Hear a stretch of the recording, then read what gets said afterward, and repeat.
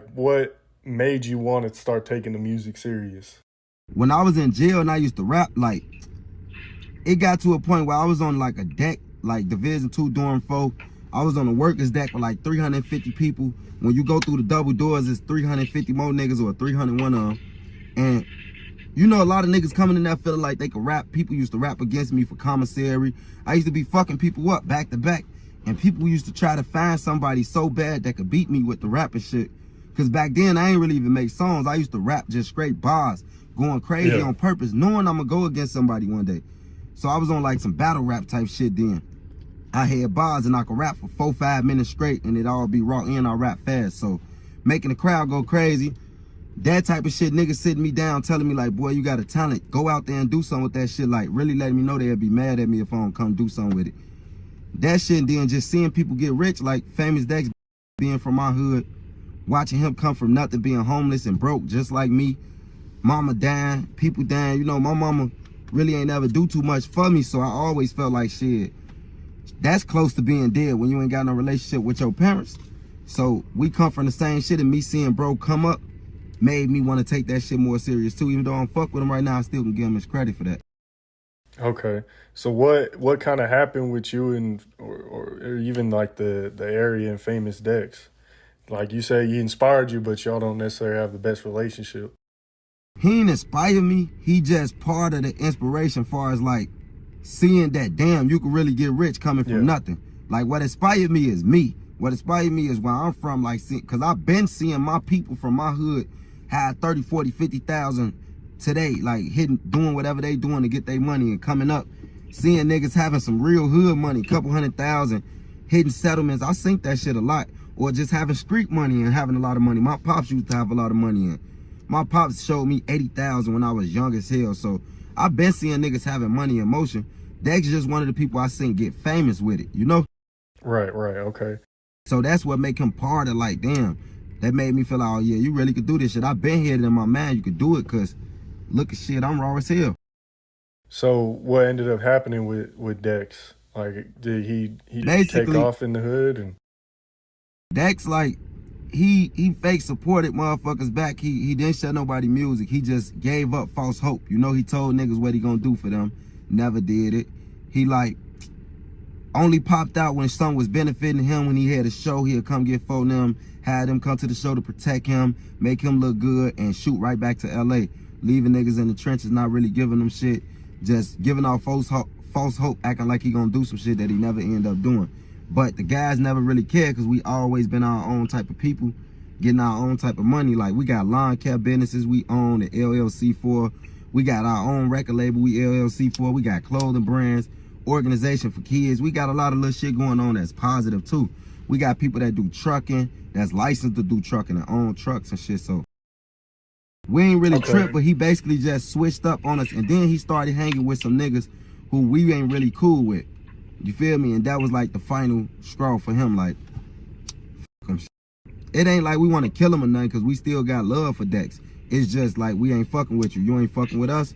We ain't fucking with you type shit. Okay. Now this brings up an interesting topic. And I feel like I got to bring this up just to be fair.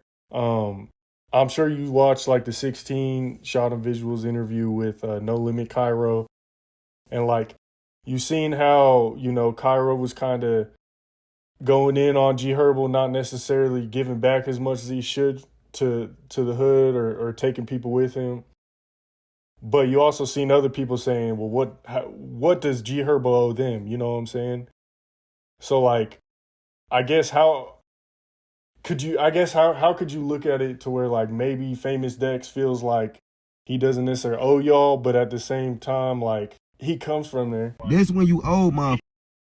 When you owe motherfuckers, when you claiming what they claim, when you getting protected by them, when you hiding out on they blocks, when you coming to they traps, they buildings, they cribs, when you stealing they clothes, when you wearing they clothes, if they just giving it to you. Dex used to steal the guys' clothes, all type of shit. The guys used to have to come to certain people's hoods and find Dex, come in our hood, find Dex and get shit back.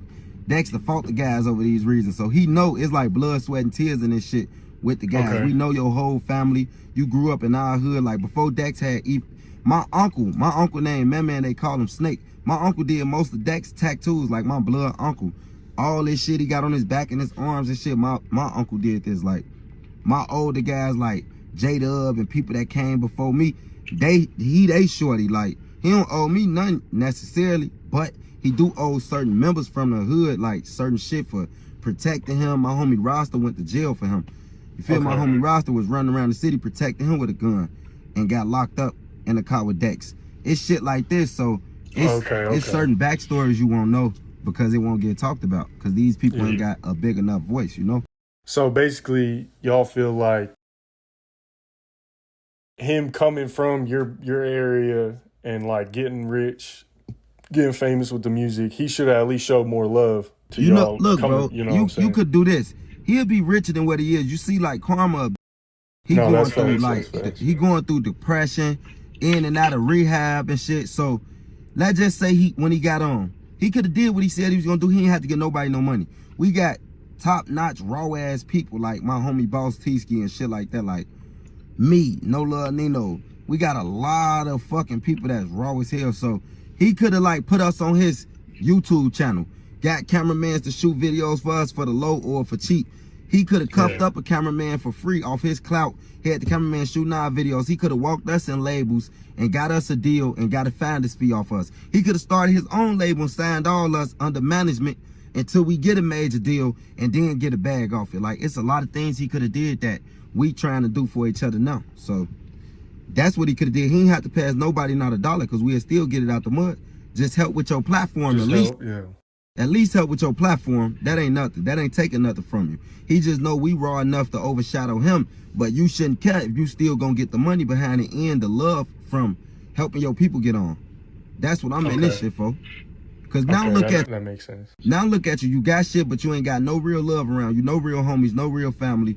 You getting your chain took in LA. You in and out of rehab. The label shitting on you because you ain't popping no more. Now you would have had a couple shorties from the hood popping and your name's still in the mix. But yeah, next topic, though.